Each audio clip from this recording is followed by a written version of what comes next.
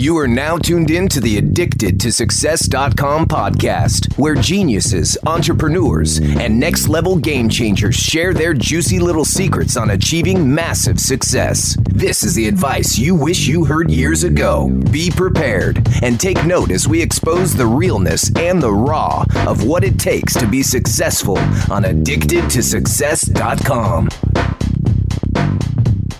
Now, before we get into this interview, I have an exclusive opportunity for you that I'd love to bring to your attention. And that is, I have just launched a 6 to 12 month mastermind called the Circle of Influence, where I'll be taking you under my wing to show you how to build a platform online that generates an income for you so that you can have more freedom in your life. I'm also going to show you how to become a powerful influencer online so that you can score interviews and so you can get exposure on major publications and platforms. And I'm going to even show you how to build these platforms yourself, such as a website, a podcast, a YouTube channel, and a social media following so that you can get your message out there to millions. I'm also going to show you how to network with other incredible leaders online so that you can interview them and so that you can collaborate with them, and really show you how to refine your story so you can share it in an unforgettable way to score more interviews, to score book deals, and to gain more speaking opportunities so that you can become a powerhouse leader. Now, if this speaks to you, make sure you head over to iamjoelbrown.com/apply and get in before I close my doors on this live, interactive, exclusive opportunity where I'm going to go deep with you and with the community of Circle of Influence Game Changers. Don't miss this. Now let's get into this interview. Ladies and gentlemen, welcome to the Addicted to Success podcast. I'm your host, Joel Brown, and today I am here with one of the incredible new published authors that I've had such an incredible opportunity to meet and have a quick conversation with before this. And his name is Sam Conniff Allende. And since starting his entrepreneurial career aged 19, Sam has mentored thousands of talented young entrepreneurs and hustlers around the world. Now, the awesome thing about Sam is that he is a multi-award-winning social serial entrepreneur and co-founder of and CEO of Livity, Don't Panic, and Live magazine. So he's had his hands in business for quite a while now. But not only that, he is a purpose-driven strategy consultant for brands such as Netflix, Roald Dahl, Red Bull, Unilever, and PlayStation. When I saw that name, it brought back some memories of my PlayStation days. His new book, Be More Pirate, reveals the radical strategies of golden age pirates and updates them into clear solutions for making your mark on the 21st century. And I've got to say, I saw your promo clip, Sam, of your book and the way that it was all printed and how your book is challenging people to be rebellious and to disrupt systems to get their message out there and to be more authentic in the way that people brand and market themselves. And I just can't wait for you to jump in and share your wisdom with us. So welcome to the Addicted to Success podcast. Thank you very, very much. And I welcome the address that you gave to anyone. And I would add to it, welcome ladies, gentlemen, and pirates, because I started writing the book. I was, is this too random? Have I pushed this metaphor too far? And then day after day, workshop after workshop, audience after audience, what I find is people putting their hands up to say, you know what? I'm a pirate. I'm a pirate. I'm a pirate. And I suspect that within your community, I'm speaking to a lot of like-minded pirates and rebels. Oh, you know what? I think real entrepreneurs are basically pirates. Yeah. When we break it down, right? And your book breaks it down so well, and I can't wait to get into it. There are some like names that are put in the book, such as Elon Musk, Malala, even blockchain as well, which I know is very disruptive. But what do pirates have to do with these names? Well, I started it as I was in the process of transitioning out of a enterprise that I'd run for nearly 20 years. And I knew that I needed something to act as my distraction project, right? To keep me busy whilst the new team took over from me. The one thing I was going to continue doing was the mentoring, the stuff I do with young entrepreneurs around the world. And, I've been using this metaphor for a while of pirates, of anything extraordinary, people willing to take risks and push on the edges. And so it felt like a good metaphor to start the book with, right? Great, this is the audience I want to speak to. So it's a call to arms. I've spent enough time at the highest levels of business and government to realize that there really is no master plan. No one is coming to save us. the mess that we see is real. And I spent years myself waiting to meet the smart grown-ups who have got a plan behind the scenes, you know, they take care of shit. And they just ain't there. And at the same time as that despondency, I feel nothing but optimism and positivity when I'm out in the field working with smart young change makers, be that in Athens facing tough economic times, or be it in Baltimore facing tough social times, or in Brixton or in Bradford, anywhere you go, you know, the leadership and the energy is coming from the smart young innovators. So Pirates was my metaphor, a rallying cry, you know, we're the rebels. But when I fell into the research stage, right, and I'm not academic at all, I fell into the research stage, literally, and it hit me like a brick. 300 years ago exactly, 1718, mid-golden age of pirates. The millennials of the 18th century, right, the average age was 27, were rejecting the broken rules of an unfair society, a self-interested establishment. They'd been locked out of their own future. And so they rewrote a new social contract. They were truly entrepreneurs. They set up these new types of organization. They threatened the world with their new practices. And they were so successful, they became working class heroes the world over. We should, if history had been told truthfully, regard them somewhere between the civil rights movement and maybe the suffragettes. But they were written out of history because they threatened the establishment so much. So at a time when some positive rebellion, some good trouble is required, then I'm not just speaking as a metaphor to your community and our community, it's become a manifesto. I like this. I really like this. I know before we jumped on this interview, you and I were having a conversation about what it's like to bring people up at your workshops and events. Yeah. To get them into a place where they realize it's like this perception shift, where they realize they are pirates in a sense. Yeah. When you share this beautiful analogy, and I said at the time, I said, it's like basically it's like disruptive confidence that people start to have, where they realize that they can challenge the system, that it doesn't have to be like everything else or everybody else, that there is a way that we can truly authentically express ourselves. Now, when you work with these brands, these CEOs, these founders, these companies, what do you feel like is the biggest breakthrough that you've been able to facilitate that happens often, where it creates a massive shift within their branding, marketing, and messaging? Yep. So the thing to say straight off the bat is, you know, I'm coming into this, and to anybody watching it, seeking any kind of like levels, I'm coming back into this at square one, right? Naked. I've never written a book before. I know nothing about publishing. Every other bit of experience before me kind of disappears, and once again, I'm totally naive, absolute imposter syndrome. The first couple of interviews I did like this, being introduced as, you know, best-selling author, I'm looking over my shoulder to see where the best-selling author is, right? Completely feeling like a chancer in this space. I'm dyslexic, non-academic. I found it incredibly hard to write a book. And so suddenly here I am being asked to speak my ideas into a room, and the company's not there, my team's not there, all the stuff I'm using, the PA, everything is not there anymore, right?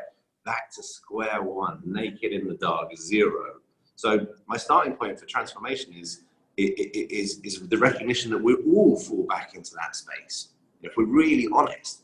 And that's where change has got to come from. Where actually is your power coming from if it's not the trappings around you? I'm a 42-year-old man back in a position of startup, day one, on your own, imposter. So the invitation to bring the book into a workshop environment completely surprised me, like totally surprised me. I told you earlier, it was Lego was the first business to call me, and now the boy in me still, like, Lego's my number one brand. Right? And I was flown out to Denmark to run a workshop, and I'm working out the workshop on the plane because I didn't design a workshop. I barely knew I was, going to write a successful book. But the material was all there, in my subconscious, in the narrative, and the desire of this book to stimulate change, not just inspiration. And so I pulled together these chapters, and I ran this 4-hour workshop. And the biggest difference, and this isn't deliberately glib, the biggest difference that's taken place, I've now run it from Lego to Mercedes to Heineken to big global businesses with chief execs and their teams in the room, and the advocation is for mutiny. I'm using the pirate frames of reference for change. Mutiny, when a small group of people create a new set of rules and they step outside the way things are, and we recognize the biggest mistake that we can make is to believe that the way things are is the way things have to be, and there's no more powerful force than a small group with a good idea. And I watched this land in a room. And I speak to it with, I've made this up based on my long-held experience and my true belief that research that's in this book, and these as your new role models for creating change, pirates. And the biggest effect, to take a long way of answering your question, is when you see someone step out of their self-imposed limitations.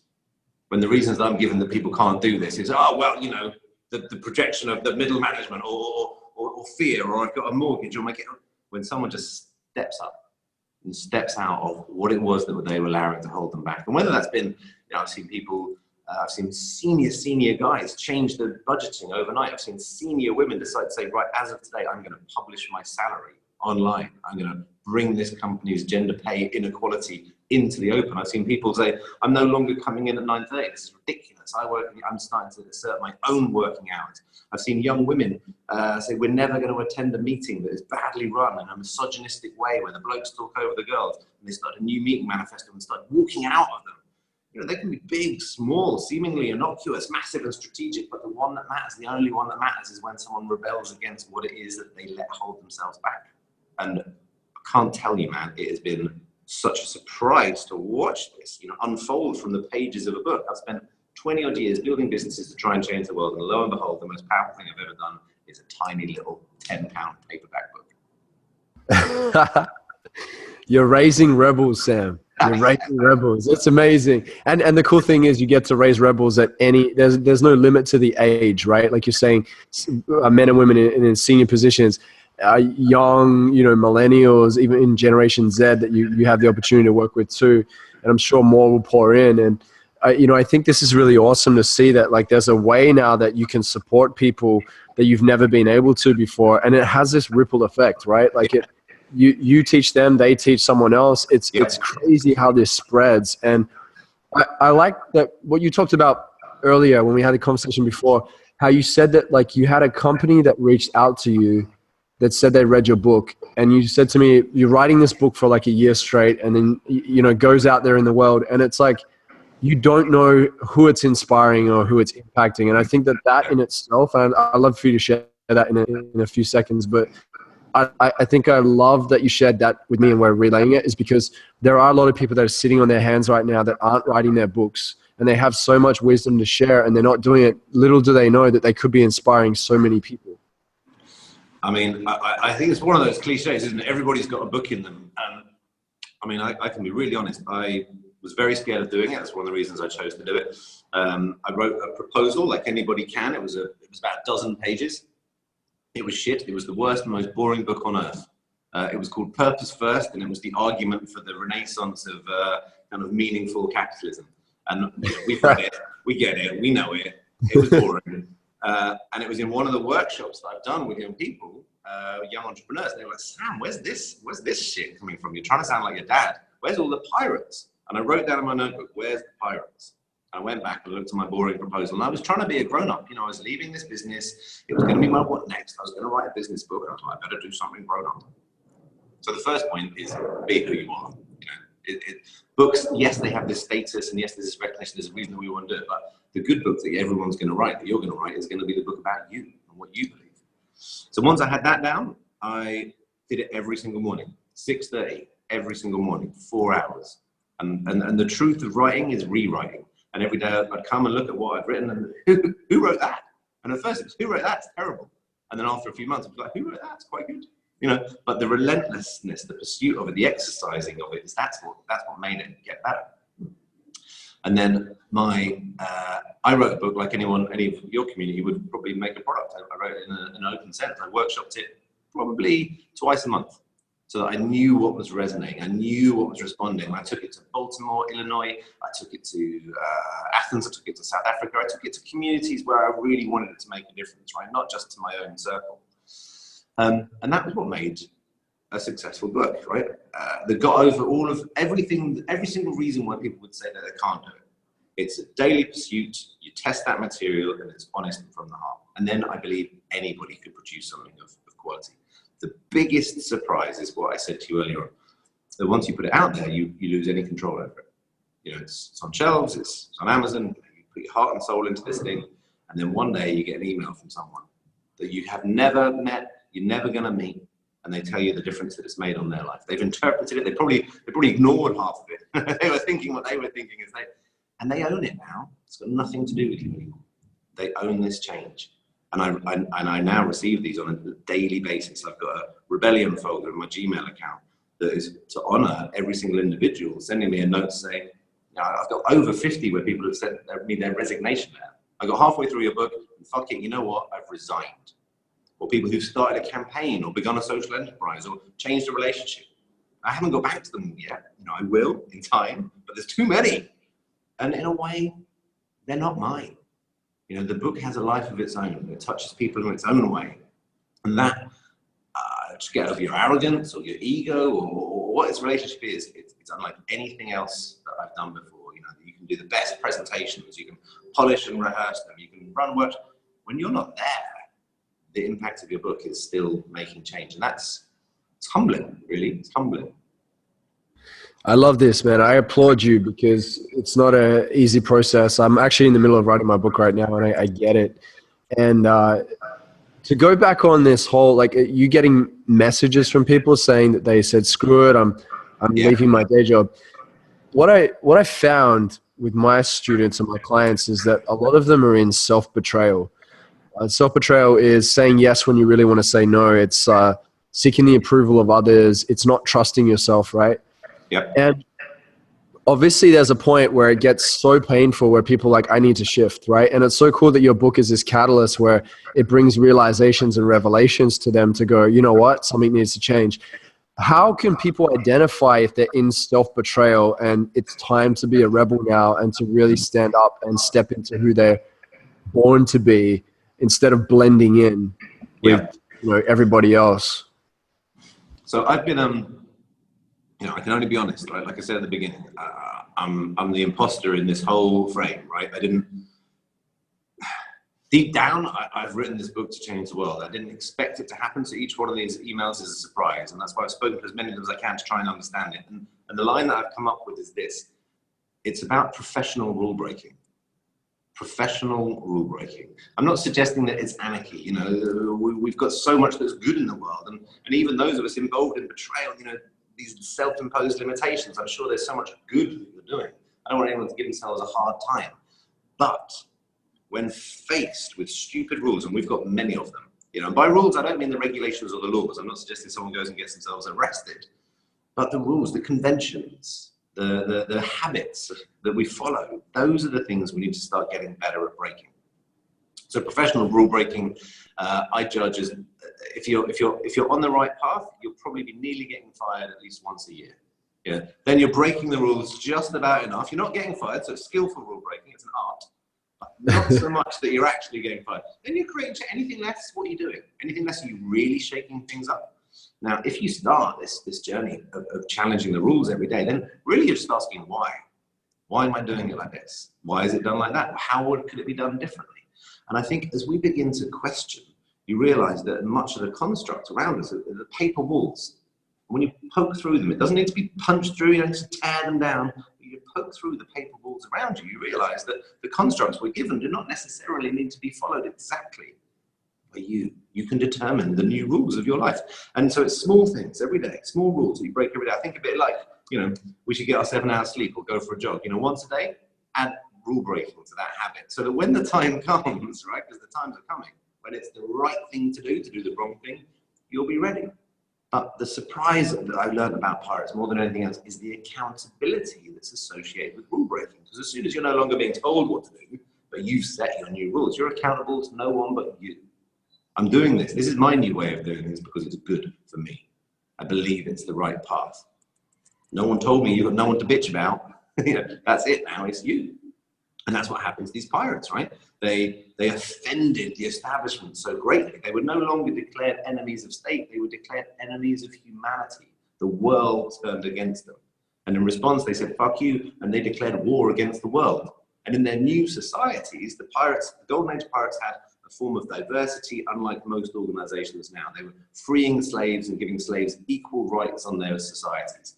They had fair pay, they had decision-making that hadn't been seen in the world, like democratic, sophisticated process. They had compensation. If you were injured on a pirate ship, you got payouts. like a pensionable scheme where you were taken care of. They reinvented the unfair rules of society and created new rules for this enormous fuck you, and they were not accountable to anyone because they were their rules other than to themselves. So this process of professional rule breaking is really a process of taking accountability and responsibility for the pathway that you're going to follow in a world where, forgive me, I think the only thing more stupid than some of the stupid rules we've got are the people who choose to follow them. Wow, I like this. Challenging the norm, breaking the status quo. I feel like so many people are, they're so into blaming things, situations, and others for where they are in life. And I like that you highlighted that we need to take responsibility. What's responsibility? It's your ability to respond. That's all it really is, you know. And that's that moment where I had a friend that was in a car crash, and then he like basically practices responsibility all the time. And when he got into it, I called him straight away when I found out, and he said to me, he said, "You know what? It was my fault." I said, "Oh no, but I heard the guy ran into it." And he said, "Joel, I decided to leave the house at this time. I got in my car. I sat on my phone for 10 minutes to do something." He said, "I put my phone away and I did the right thing there, but I drove down the road and the guy pulled out, but I was going at it, 5 kilometers over, and he hit into me." He said, "If I didn't go through that sequence and that pattern, I wouldn't have put myself in that position either." Yeah. And I was like, wow, like much respect to you for even when it's like it's busted and it's going to cost him money and all that. Yeah. He took responsibility, and it's because he's been in the practice of it, and he practices it in every area of his life.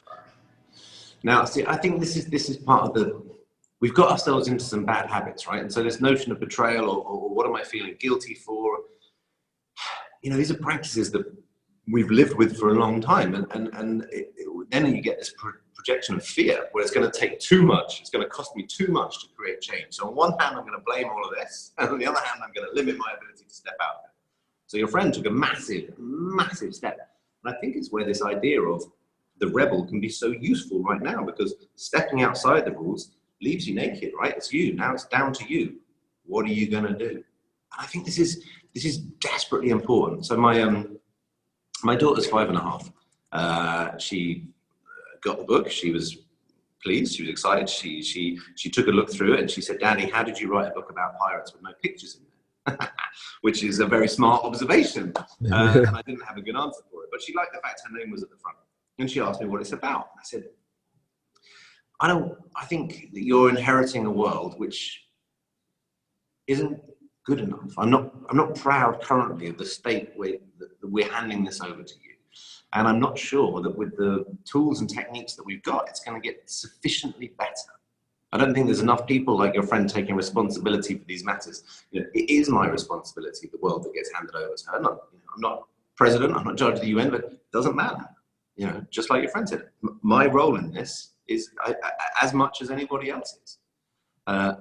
And I think that we're not going to create the change that we require in the time frame that's needed following the rules, right? We've inherited a system. Perhaps it was good for its purpose 60, 70 years ago, but we know, you and I explore entrepreneurialism and business. The working model, the engine of capitalism, which did so much and lifted so many people out of poverty and produced so much, we have to question where we are. We have to question the output of that. We have to question the environmental crisis. We have to question relationship with democracy. Can things be better? Of course they can. And this is the world I want to hand over to her. We're not going to get it to the shape it needs to be in by just following orders. And I got a call at the end of that week from the principal of her school to find out what had happened to Scarlett. She'd been throwing books off at the thing. She'd been taking the jackets down in the school. And wow, she's such a good girl. I asked her what's up. She said, "I'm breaking the rules, Daddy." And then you realise it's not enough. So I took her that weekend to Parliament Square in London, where they'd recently unveiled a statue of Millicent Fawcett, one of the leaders of the suffragette movement. 100 years, there's never been a statue of a female in Parliament Square. And I told her the story of Millicent Fawcett. This woman broke the rules. She did the wrong thing when it was the right thing to do. She risked her life, her family, her reputation, everything she held dear, and she did it for you. She never met you. This is what I mean by rule breaking down. When it's the right thing to do the wrong thing to do, when everything runs against you, Yeah. And this, this story resonated. And she asked about the other statues. And then this was the moment for me when this notion of professional rule breaking really hit me. Because every single goddamn statue in Parliament Square, from Winston Churchill to Nelson Mandela, is there because they broke the rules. None of them got a statue made for them for following orders. We don't make statues for people who follow orders. But like artists and painters, rarely do we appreciate the rule breakers for their art in the time that they're living. So your friend's story is perfectly right. In the moment, the decisions that you make are going to affect what comes next. When it's the right thing to disobey, to do things differently. This is very difficult for us, I think. We're all hardwired to continue to follow. Yet we know from history, sometimes it's absolutely the right thing to do what's wrong.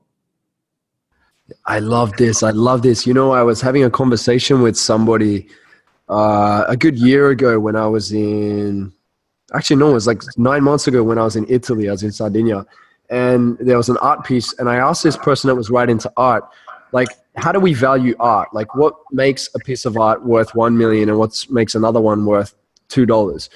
And he said something really profound to me. He said, my personal view, and what I know a lot of other artists appreciate, is you can determine a lot of the value of a piece of art based off its rebellious expression.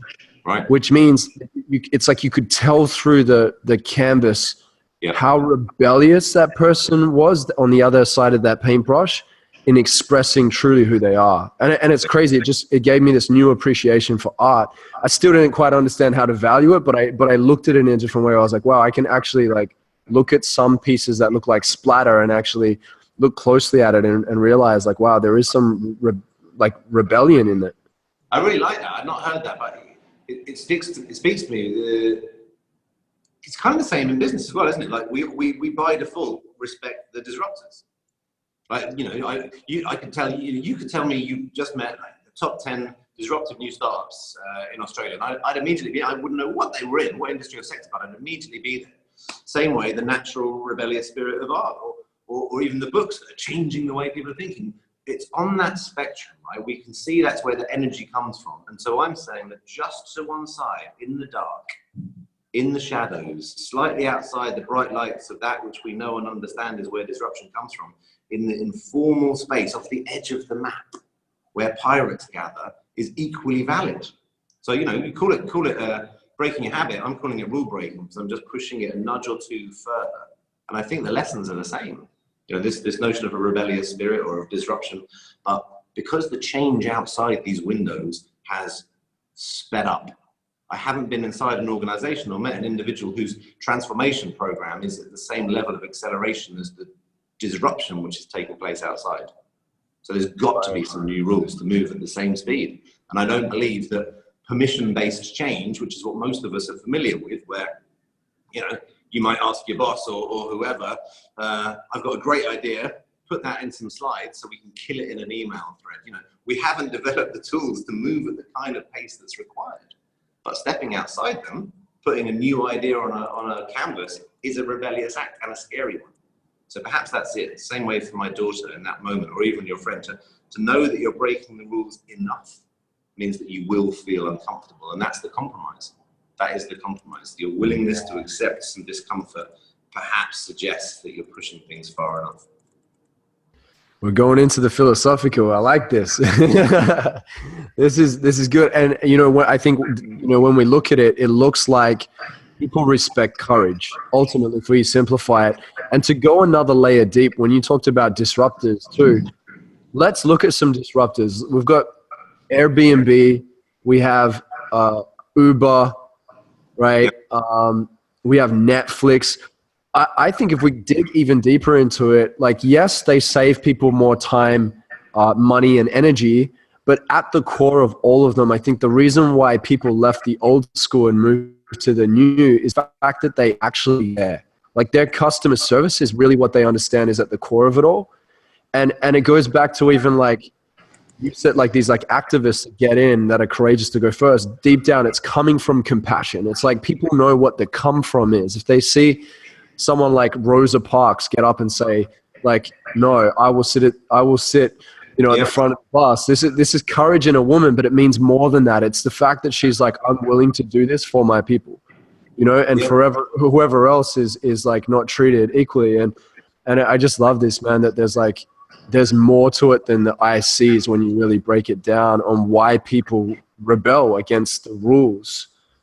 Yeah, and I would push those guys further. I personally have got a growing frustration about Uber. Has almost become this byword for innovation. The Uberization of. It's almost the quickest pitch for anything. I'm going to do the Uber of whatever. I'm going to do the Uber of sellotape. I'm going to do the Uber of mugs. And there's an oversold promise in that for me. That yes, there is the narrative of care. Like we care and we give a shit. And this idea of a shared economy or a more collaborative economy. And Airbnb is in the same gang. And I think they oversold that. I do. I think there's transformation, there's digital disruption, and there's a new model. But the real new has got to be more advanced than that. Because at the same time, we still face many of the same challenges. A bit of a toxic workplace culture, if we believe everything we read, the exploitation of human beings. We still haven't managed to free ourselves from a lot of the trappings of business that caused us so many problems. The business model of the latter half of the 20th century is problematic. It's led us to some very great, huge life, species-threatening crises. And I don't see the innovation of Uber addressing all of those. I see it as a degree of a digital advancement of a similarly exploitative model. Airbnb, I will give some respect to because they have really stood up on the refugee issues and they've really spoken out loudly in the political climate of the States. But I think actually the next wave is where I really see a lot of interest. There's seeing as you've drawn those examples, behind the scenes, where I would say the real pirates is the platform and cooperative movement. So for every Airbnb, in fact, there's a platform called Fairbnb. And so it's really fairly divided revenues that go back to the homeowners. In every single major city, there's an alternative to Uber, which is cooperatively owned. So it's owned by its drivers. So this next level of innovation, where it's not just technology used in different ways to create profit, it's technology looking at different ways to, yes, make good revenues, but shared ownership, further democracy of how we organize our, not just businesses, but societies, how we're using all of this advancement, not just to push more wealth in one direction, but to spread it. This is really what the breadth of innovation, what entrepreneurialism has always been. It's about shared ideas for a general advancement. It shouldn't all just point towards one particular Silicon Valley, not to bash them, but sometimes it needs widening the scope of conversation around innovation, both to its potential societal, political, and global impact. Yeah, beautiful insights. I love this conversation, Sam. This is definitely getting us thinking in a different direction and really challenging the way that we're used to thinking. And instead of being told what to do, I like this. It's like out the box. It's encouraging creativity. And we definitely need more of these conversations throughout society and even in this world too, which is great. So if you're, do you hear it from your community? So I definitely feel that in the entrepreneurs I've mentored over the last 2 decades, in the last 4 or 5 years, the narrative's shifting. I don't hear, I just want to make this exit with my millions. That narrative seems to be much less. There's much more of a conscientious, broader awareness. And it's not just, it's not like a latter life Bill Gates, I'm going to give back. It's just a more balanced perspective of the world. That there's only so much you can take before you have to give, or perhaps you don't even, that notion of giving back isn't going to come so strongly now because there's less of us who want to take in the first place. And in there, I see a really interesting opportunity with some of the best, the most innovative examples of when you're trying to address a social issue and look after your own self and grow. Absolutely. Yeah. I find a lot of entrepreneurs that I coach that have businesses, we look often for, once they've established, they get this itch where they want to achieve more than just the monetary success. And we look into, okay, how can you bring purpose elements into your business to give back? And I say it over and over again. I tell people, like, all these people keep trying to achieve happiness all the time. I'm like, you want happiness? Go for holiness first, which is it's giving back, it's contributing, it's creating something of value and meaning. And obviously you have to build that for yourself first before you can then, bake enough pies to give out to everybody else. Yeah. And bringing, like, I find that there's so much power when you have a vision. a vision that is very clear. If you can clearly convey your vision to the world, the right people start showing up. They come together to support, and that's how you recruit your pirates, right? You know what I mean? Like you bring them on board, and then you can conquer the world, right? And that's really the key. And we found it over and over again with the brands I launch and the businesses we build, is that bringing the right people in that can really sense like where the vision is going, and then that we're actually truly doing it from a place of like we're here to actually make a difference and move the needle in the world in the right direction. Man, so many people want on board with that. Man, you just took it back to the exact. So this is where I got to. So there's various stages of researching pirates, and like I'd be turning pages in the museum or turning pages in the British Library, and I couldn't believe what I was discovering. Whether they were the millennials of the 18th century, or they had holacracy or facilitative leadership. They had all these kind of the agile network systems of pirates. Right, was way ahead of its time. It's still ahead of the 21st century. But then this moment hits me when I discover the pirate code. So it gets talked about in the Pirates of the Caribbean and other things like it's some kind of guidelines. It wasn't. It was law. And what it was a set of values-based decision-making frameworks. And if we were setting out as a pirate crew, you and me, and we were assembling the team behind us, these were such sophisticated organizations. So you're the captain, I'm the quartermaster. It turns out that actually we've got equal positions. So you're in charge of strategy, but I'm in charge of culture. I've got the voice of the crew, and the crew can outvote you at any moment. You're truly held accountable to your team. And the team only come aboard if they sign up to the pirate code. Like in blood, these are the values that we will live and die for. And it's not this shit that you go into in many corporates, where the values are written on the wall and we know what they always say: bold, trusted, open, honest. And we know that anybody who has to write honest in 6-foot letters in your reception just shouldn't be trusted anyway. And this is like 300 years ago exactly. So there's no, they couldn't copy and paste these things. There's no wiki pirate. They couldn't have these things written down because they would be hung for them. So they were values that they knew, that they held true, that they didn't need to post it note. This is what I live for. This is who I am. This is who I am. And their crews were on average about 80 pirates. But when they needed to, they came together and they were an army of thousands. And they took on the Spanish Armada, the Royal British Navy, the biggest empires in the world for 30 odd years. No one could defeat the Golden Age of pirates. And they crewed up, they crewed down, back to the form they needed to be. And they knew that they were all moving in the same direction because they had these values that they would fight, live, and die for. Values-based decision-making. And it's the lessons in there are profound. And at the end of the book, really, what I'm searching for is a pirate code 2.0. And I know it's a tiny bit glib to stick a 2.0 at the end of it, right? It's a bit 2005. But, you get what I mean. And where are the ideas out there that you want to follow? What have you seen in an organization? Like that is a way of organizing yourself. Fuck the business plan. I'm behind that. I'll fight for that. That's what I'm trying to look for now. The Pirate Code 2.0. What is going to get us out of this mess?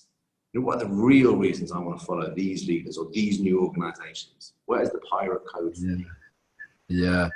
It's interesting. I remember Tony Robbins mentioning on one of the episodes that we had with him, he talks about a business map, having a business map, which isn't so intense with detail like a business plan.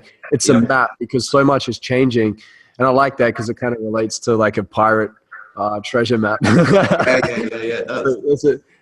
I've got an idea actually, Sam. I like sharing ideas because you never know where it can go, but it'd be interesting to see if you could write a book on Vikings. And liken that to business and getting your movement out there. Well, I've been to Denmark now with the book a couple of times, so they're really we've had some long conversations about pirates versus Vikings. Who were the Vikings had a very good form of democracy and they were excellent explorers, but they didn't hold the innovation that the pirates had. The reason being that, again, the reason why I think it's one for us and your community is because the Vikings weren't against the world. They had a really strong base. They knew exactly where their homeland was. They went out, did some raiding, shared their culture, and brought it back home. The pirates were of themselves. They were powerful because at best they numbered about 2,500. Sometimes they outnumbered 45 to 1. They were escaping this brutal, bloody time, right, where public execution was public entertainment, where there was no level of democracy, and they visioned something new and a different way of doing things. And so they took these ideas onto boats. The world turned against them. Like I said, they declared enemies of humanity. And eventually they became so popular. Like people wanted to join them. They were kind of the unicorns of their time, right? Really, they were, because it was the only place on earth earn a fortune, be treated equally. You know, it's like the equivalent of like Google's free lunch. You know, this was a unique place to go and work. The workers of the world wanted to be part of it. They became so popular, they took their ideas off ships and onto land. And not many people know this. Like I said, it's written out of history. But for 10 years, there was a proto-democratic republic in the heart of the Caribbean. The pirates literally formed a republic where all people were regarded equal, regardless of color, gender, background. So it was that successful a society began to form. Now, the lesson here is when we take on the bigger odds, when we go David and Goliath, when we recognize that we have all the power that we need, no matter whom it is we're trying to step up to, actually that is when the innovation comes. That's when you find your best self. That's when you really reveal that. Not when you're whinging, complaining, and bitching, and all the reasons you can't do it. When you're out there on your own, you're just your crew. And that's when the ideas and the innovation and everything comes. So no disrespect to the Vikings, right? There's some hardcore Vikings out there. But pirates push themselves to the very edge of the map. And then that's when they discover the real treasure. I love this. You've obviously done a lot of research, and I love it. I love that it's gone into your book. Yeah. So, I mean, this is just like, you know, just proof, guys, that what Sam is writing in this book and how in-depth he's gone and how passionate he is, it's worth reading. So make sure you check out Be More Pirate. Okay. It's in bookstores all over the world now. So you can jump on Amazon, right, Sam, to order the book. It should be in many bookstores. Yep. Shops all over, everywhere you'd expect to be able to buy it. And I advocate supporting your local independent bookshops. There's a button on my website, which I just thought I'd see how this goes, right? You buy it from me at BeMorePirate.com, and I've made like signed things and made it a bit interesting. And all I said was, you buy it here from Amazon, or if you like people who pay their taxes, buy it here from me. It's amazing. The entrepreneurial community who are like, yeah, fuck yeah. You know, and so being conscious in all of our actions and decisions, how we support one another. So I'm inundated with requests to then inscribe the book for the other entrepreneur and the pirate in my life. So what I'm really about is people buying the book to share it. And I don't mind if you steal it. I've made sure it's in all the available books stealing sites. You know, just go and Google it. You'll find it if you want it. But pass it on. Right? There's something in there to be passed on. So if there's someone that you know, who you just know, you know, they're the person who always talks about doing it but never does it. That's who this book is for. So yes, steal a copy yourself, but get a copy for someone else. Yes, and head over to Sam's website as well. There's a really cool video on how the book came together and how they're promoting it. I was really impressed by the way that you did this like guerrilla promotion video clip. Yeah. What's the website there? BeMorePirate.com. And yeah, you'll see it up there. We became very clear early on that, you know, the first books don't get massive budgets behind them. And I developed this watchword. Maybe this is my last thing to leave you guys with. In a professional setting, what I started hearing was no's. You know, publishing can be quite conservative. So, you know, can I have some advertising budget? Can we do this? No. Every time I got a no, what I did was to pretend that I'd heard go. And this becomes quite a quick and easy hack. So, can I put a fly poster on the front of your head office right in the middle of London in front of 6 lanes of traffic? No. It's like, oh, I'm sorry. Okay, thanks. Great, go. I'll do that then. So came back and installed it. Can I put this projection on the Houses of Parliament? No. And each and every time, right? It's quite exhausting. You can't do it for long periods of time, but just give it a try. It only works. I'm only talking about a professional setting. Obviously, the personal setting might not be quite as appropriate. Just try it out. Each time you get a no, why is that giving you a no? What's your problem? What are you scared of? What are the reasons you're giving me? Actually, most of them are overcomable. And actually, if we said yes, or if we said why, or even maybe, what would happen? When you hear no, give it a try. Test out and go. Oh my gosh, this is amazing. I love it. Well, before we wrap up, Sam, you obviously run a really big branding and marketing agency. You have around 100 employees, and I know you've had massive success. You've worked with some of the biggest brands in the world and businesses in the world. When you jump in and you work with these companies, what do you feel like, if you could give us an example, because there are a lot of entrepreneurs that are listening right now that are building brands and businesses. What is like maybe some example of you working with a company and then creating a change within that branding or messaging with a company that created such a huge shift for them? What's an example? Because I think that'll be really useful for our listeners. So the organization is called Livity. We've got offices here in London and in Johannesburg. We exist to make a difference, right? So we stand for young people and youth culture, but we've designed ourselves as a marketing agency, which means we get to work with the aforementioned Netflix and PlayStation. In fact, I'll use the PlayStation example. And you know, it looks like any agency you've been in, exposed wooden floors and exposed bricks, and it's all quite cool. More Macs than the Mac store, all of that stuff. But what makes it really cool is that this place for a lot of the young people that we work with is their community centre. It's their WeWork space. And on a really successful day for us, even though we've got a big team, we're outnumbered by young people. Now, they might be students, they might have been in trouble, they might be setting up their own business. They get to use the space. What we do that few other agencies do is we remember the importance of a relationship with our audience. So it doesn't matter who the audience is, but all of us step away from them very quickly. We rely on focus groups or other people's data. You know, we don't go and stand in a shop. We don't go and stand on the street and talk to our audience relentlessly. And that's what Livity does so well. So we were approached by PlayStation 2 years ago. PlayStation were losing out on one of their most important global brand trackers, which is a measure of fun. And they were losing out on that to Xbox. And if you're losing out on fun to Microsoft, right, you're fucked. So, you know, they knew that one of the big challenges amongst their kind of teenage core gaming audience was moving into dark social. They're moving away from Facebook, traditional social media, much more to WhatsApp. You can't buy to get in that space. What's that about? So they were stuck. So because we are surrounded by our audience at Livity daily, we see so many of them. We started inviting in a lot of guys in the evening. We did a lot of gaming sessions, playing PlayStation, eating pizzas. And it was in speaking to these guys in a natural and trusted environment. They knew what we were doing, where they were invited to help us find a solution. That they started showing that actually in gameplay, you know this from PlayStation background, actually the most important thing is the connection you're having with your peers, especially with online gaming. I want to show you how much I'm going to beat you. I want to tell you what that felt like. And it was in the language of GIFs, right? A visual communication that conveys emotion. And I probably shouldn't say this to the whole world, but what then happened is a group of 15 and 16-year-olds taught the marketing heads of PlayStation really what GIFs are and what Giphy is as a channel. And the PlayStation team was so grateful for this honesty and insight from this teenage audience that they gave them access to otherwise absolutely impenetrable real-life content from the game studios. So they got a chance to make amazing GIFs from their favorite games that resonate with the feeling of a victory or of a loss. So I've kicked your ass so badly. You know, only this GIF can convey what it's like, but I've got real access from Uncharted or FIFA or whatever it's been. And they made a kind of a teenage-inspired GIF-creating studio of what should be ungettable content. It's the most successful brand Giphy channel on earth. It's got well over 1 billion shares. PlayStation smashed Xbox out at Christmas. You know, the fun stakes are back. And it's a visual communication created and designed by your audience. And that's really the message. It's a long way of saying what marketers will say again and again and again.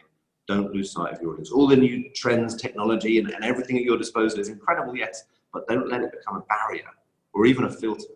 The more time you spend with your audience, the better your marketing will always be. Livity has designed its space for its audience to inhabit it, so we never lose sight of that. Yes, amazing. Keep your ear to the streets and actually care. Yes, yeah. Actually, make it reciprocal. The only reason that Livity works is because young people deem to come in here. They don't come in here because they want to help us be a better marketing agency. They come in here because we help them. It has to be reciprocal. Absolutely. Sam, where can we find you online? You have an Instagram account? Are you on Facebook? Where are you at? Yeah, man, I'm really easy. Instagram and Twitter or LinkedIn are probably best. There aren't very many Sam Conniff Allendes in the world. In fact, I don't think there are any. But my handle is Sam Conniff, SAMCONNIFF.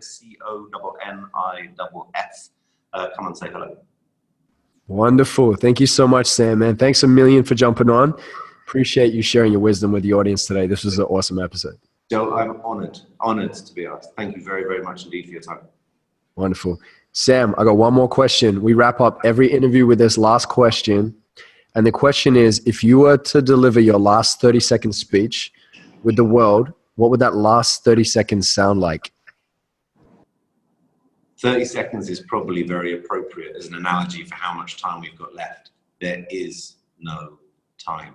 There's no time for worrying, procrastinating, whinging, or bitching. This is the moment. The fight of our generation is the fight of our lives. This is the World War II of our times. The world outside needs us, it needs you. This is not an individual effort. This is a team effort. It requires all of us, and it requires action. A lot less Instagram and a lot more team.